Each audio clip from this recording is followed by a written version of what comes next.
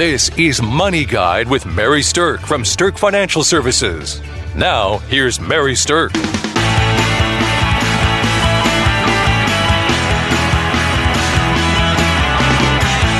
Welcome to Money Guide with Mary Sterk, and today we're talking about investing like a pro. I think everybody probably wants to know how to do that. We're going to dive into some of the ways that you can know if you, in fact, are doing that. With me today, I have financial planner Julie Chadwick. Good morning, Julie. Hey, good morning, Mary. Before we get started, I just want to give a shout out to Mary. And if you want to invest like a pro, you might want to come see this lady because just recently announced 2019, Mary made the Forbes Best in State Wealth Advisor list. And this is the second year in a row for that award. So just kudos to Mary. I wanted to give that shout out. Well, thank you. That's a pretty exciting list to make. I think that people know the name Forbes, and it's pretty exciting to be nominated and then make that list. Yeah, that's really cool. So congrats. Thank you. All right. So what to do to invest like a pro? There are a lot of different things that are out there that you can do. And there's a lot of things out there that you shouldn't do. One of the things that I can say is that right now, there is so much noise out there, so much information. Do this, don't do this, try this, look at this. And it is very cluttered because most of the sources out there that are suggesting you do something have an agenda behind them. They really haven't done the research really necessarily on giving it meat to the bones of why you should do this. It just sounds good. Yeah, exactly. And what people have a hard time understanding is who to pay attention to or what to pay attention to, because you can Google something and you can literally find articles out there that say, do this, it's the smartest thing in the world to do. And you can find articles about the exact same thing that say, don't do this, it's the dumbest thing in the world to do. It really muddies the water, and it's hard to make a good educated decision then. It does. And that's very true. So the first tip that I want to say to invest like a pro is that you really need to develop a methodology and or find someone that you trust or find a source that you trust to follow the guidance from. Right. Now, of course, we think that you should come talk to us as your source. But if you're not going to do that, if you're a do-it-yourselfer, you do want to find a source that you trust and then follow it. Have it be something that you create your methodology around of what you're going to do. Because one of the biggest things that people make mistakes on that they're not investing like a pro is that they don't have any real research strategy for what they're buying, and they don't have any real criteria for what they're selling. Right. I've had people call in before and say, hey, I want to buy some stock in this company. Okay, great. Well, why? Well, I don't know. I like the name brand. I like the name. I like their symbol. I like the commercial. I like the commercial. Really. And so I'm like, and a lot of times, I mean, it's easy to say, yeah, it's a good buy. No, it's not a good buy. And I could go into detail. But a lot of times I'd say, because it actually happened to be one of my relatives. It was my niece. And she wanted to buy it for her fiance as a gift. She thought it'd be a cool birthday gift. And I said, well, what do you actually know about that company?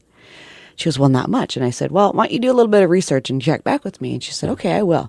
And she was, I can't find it anywhere, Julie. I can't find the stock or the ticker or the symbol. I told her to look for those things. And I said, it's because it's not a publicly traded company. It's not something you should buy. She goes, oh, dang it. So just like things like that.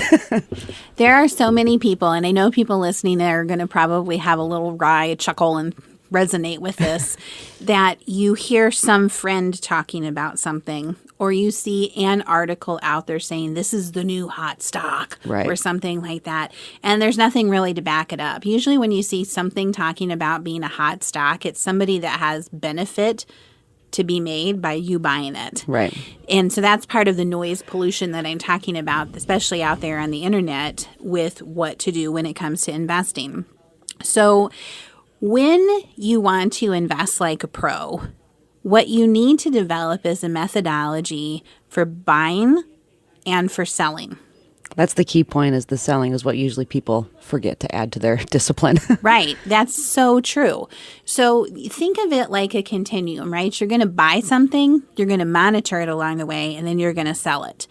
Most of the time, investing is not about buying and holding it forever, although some things you definitely may want to hold. But the strategy of buy, monitor, sell, according to a methodology, really is going to help you invest more like a pro than anything else. So when you are buying something, let's say that you're going to be buying a stock, there are different ways that you can actually analyze that. Some people follow something called fundamentals. Some people follow tactical measures and things like that. Fundamentals are really all about the health of the actual company. It's looking into the company's credentials and their backing, all their growth, Their and their numbers, expenses, their yeah. numbers, their data. And there's a lot of research that indicates that companies that actually have profit are maybe the better ones to invest in. It seems like a no-brainer when you say it like that. But how many times when you've analyzed a stock have you actually gone and looked at what the profitability percentage or the operating margin of that company is? Right. You'd be shocked how many people don't even think about that. Right. But really, if you're going to invest in a company, having it be a profitable one makes a difference. That should probably be your number one thing to look at first. Definitely one of your the criteria. top. All right. So other fundamental metrics that you might want to be thinking about if you're building out a methodology are what's the debt to equity ratio of the company? What's the price to forward cash flow of the company? What's the PE, the price to earnings ratio of the company? Those are the different kind of fundamental things that you need to look at. But if you're looking at them, you need to know what signals you would see inside those numbers to know whether or not you really consider that to be a buy criteria or a hold criteria or a sell criteria. Right. So it's not just knowing the numbers, it's knowing what those numbers mean. Now, the tactical side of things is more along the lines of what's actually happening with that stock value, not with the health of the company itself. So tactical is going to be things like how risky or volatile is this stock. It's going to be things like what's been happening with the momentum of the sales of those shares over a past period of time. So tactical is more along the lines of what's happening now versus health of company. Right. What's happening in that industry. So not just necessarily with that company too, because what's happening in that industry or that sector is going to affect that company too, or just affect that stock too. For sure.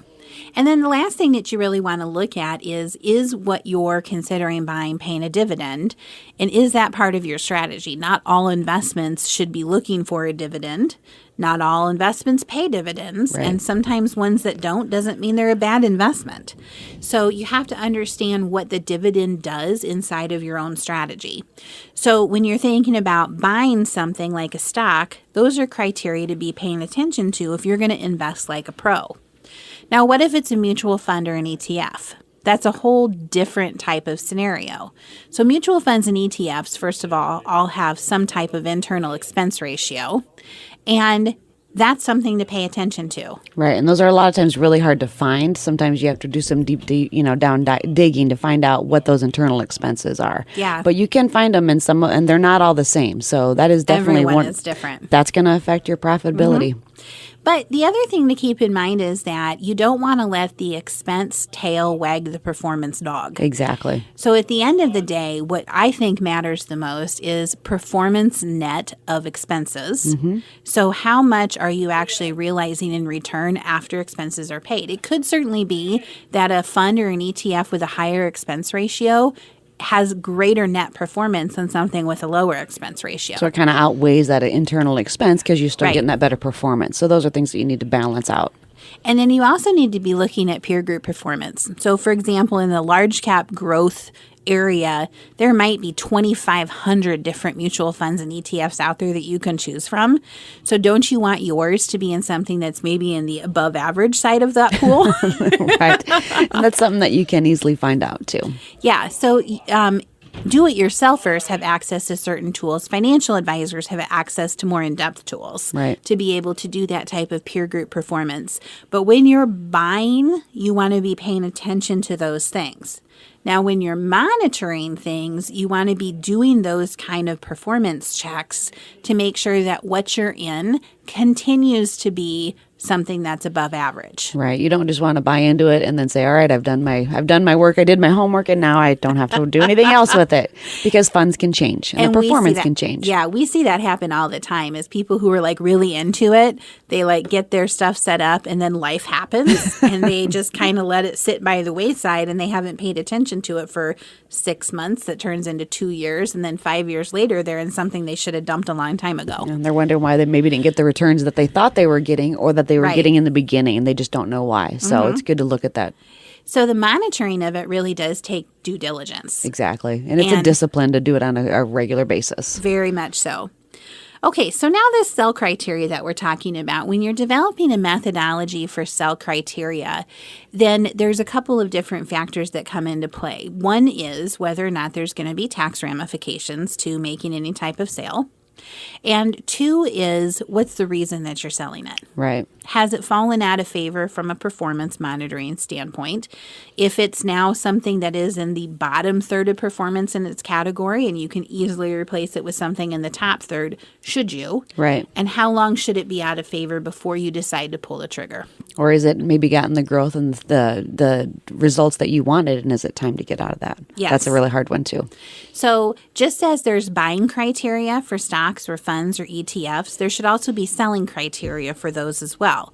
Now, again, you don't want to let the tax tail wag the performance dog. And we see people doing that, unfortunately, more than you would think, because they don't want to trigger a tax consequence, which I agree with if you can, figure out a way not to do that.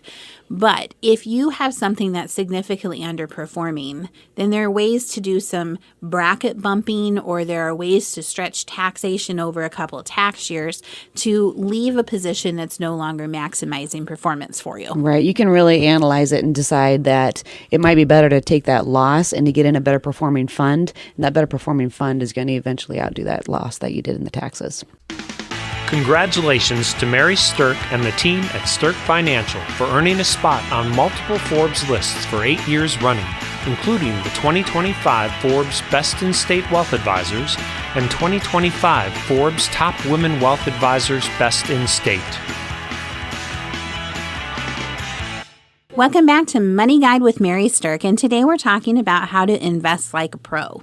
So we've talked about setting up some different criteria and methodology for yourself, and now I want to talk about emotional decisions. Those are always the tough ones. Emotional decisions can wreak havoc on your investment success.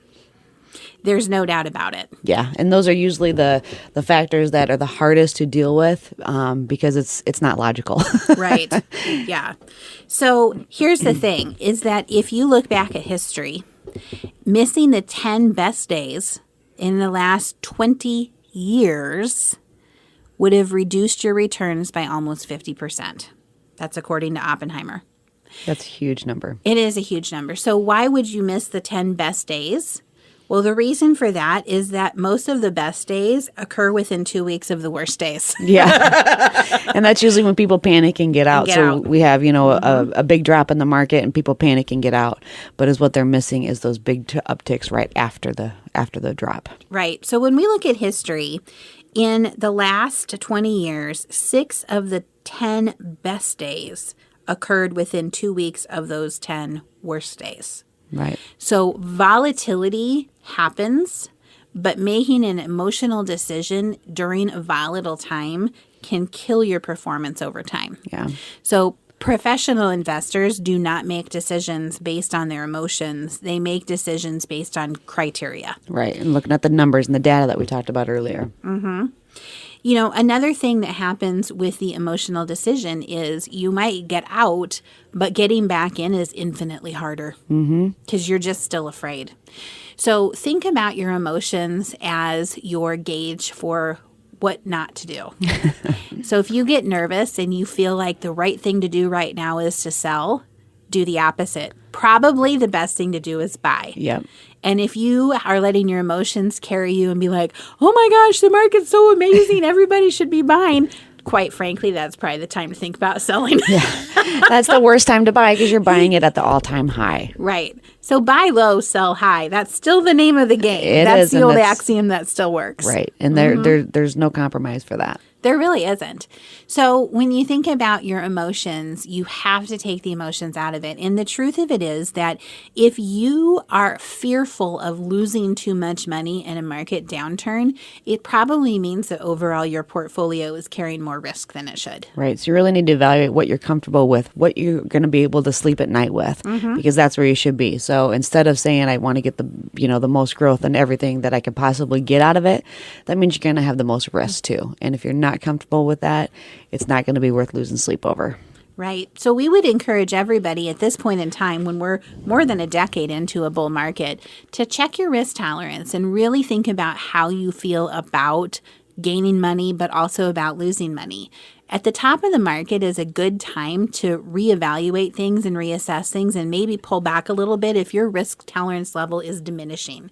And when does it diminish? It diminishes as you get older or as you get closer to retirement. Right. And that's definitely not the time, 6 months or 3 days before retirement that you say, all right, I need to probably pull this out and save a little bit. Yeah. So it's definitely some pre-planning that you need in there.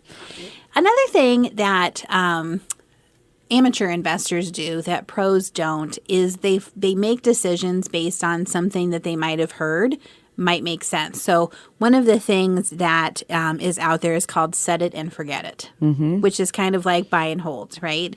That strategy of set it and forget it really doesn't do anybody much good other than the fact that you don't miss up and down days because you're still in the market. Right. But like we talked about before, you're missing the due diligence and the research and the ongoing monitoring. Yes. Now, there's another old axiom that I think is kind of funny, and especially because we're talking about this in May, and it's called sell in May and go away. I like that one. That one's a good one. Sell in May and go away is basically trying to say that between the months of May and the beginning of November, that there's trends that the market might not perform as well over the course of those months. So sell in May and go away means get out of your riskiness in May and then come back in November to catch end of year performance. Yeah. That may work some years, but it by no means is something that works every year. Yeah, literally that's reduced returns since 1926 by 76%. That's from Oppenheimer. So I mean it's a good kind of checker right there for you. Yeah, that's a pretty big loss to have given up 76% of the return since 1926 because of a axiom that doesn't actually doesn't work. Yeah. And that's what we tell people all the time. I mean, it's to get that gauge in there and get what you're comfortable with, but you do have to do the monitoring and keep an eye on it. So yeah, and that's what good financial advisors are going to do. In our office, we monitor things quarterly, and what we're looking at is to see whether or not, from a peer group performance, things are performing in an above average way and if they're not. And then we have a methodology that says if they're underperforming, we have them red flagged. And if they're red flagged for a certain number of quarters in a row, then we're proactively going to tweak them, of course, taking into consideration any tax ramifications of that change. Right. So when you have a methodology like that, when you have robust research that's going into it, that's really going to help portfolios stay where they ought to be. But I can't stress enough that your risk tolerance level really needs to be the driver for you personally of how you want to blend things into that. Right. So you got to take that emotion out of it. And by having a discipline or using a financial advisor or planner like we are, we can monitor that for you and make those decisions without we're having to worry about, is it the right thing or is it not? Because it's systematic. Right. Okay, one other thing that pros do is that they diversify. And I don't just mean by diversify inside their investment accounts. I mean that they diversify between different types of investments. So what I mean by that is that not all investments track with the stock market itself. So diversifying investments might be things like real estate or currencies or things like that. We consider them to be alternative investments. And an alternative investment is not something that moves at the same time or in the same direction necessarily with the market itself. Right. And the reason they're a good diversifier is because the market might be going down and those other things might be going up. Now, the opposite can happen too. The market Right. can be going straight up, and those things might be stagnant or going down. But it's good to have that balance in there. So you're going to play them out a little bit. It definitely is. So having all your money in stocks might be not the best plan, or having all your money in real estate might not be the best plan, but having some level of diversification between those things might make sense for your portfolio. So when you're thinking about using alternatives, there's different ways you can do it. You can actually do direct investments into alternatives that don't move in the same way as the market, or you can buy into mutual funds or ETFs or REITs inside of your investment accounts that are doing the same type of thing, where they're doing commodity alternatives or currency alternatives or managed futures or things like that. And those are designed to try to reduce volatility by having some money in something that isn't moving the same way the stock market is. So if the stock market goes down, you potentially could make money in those. Right. So instead of just having 10,000 different mutual funds in your account, you might think, all right, I'm fully diversified. But without having the alternatives or the REITs or something like that in there too, it's just diversifying it even more. Right. And reducing volatility. Exactly. That's the key. So we hope that this is giving you some good information in terms of what to do when you think about investing like a pro. So let me just recap that. You want to have a buy criteria. You want to have some type of methodology for monitoring your accounts, and you want to have some level of sell criteria, which is the hardest part. Exactly. Yep. You need to wind all of that around managing the expenses of things and keeping in mind the tax ramifications of everything that you do.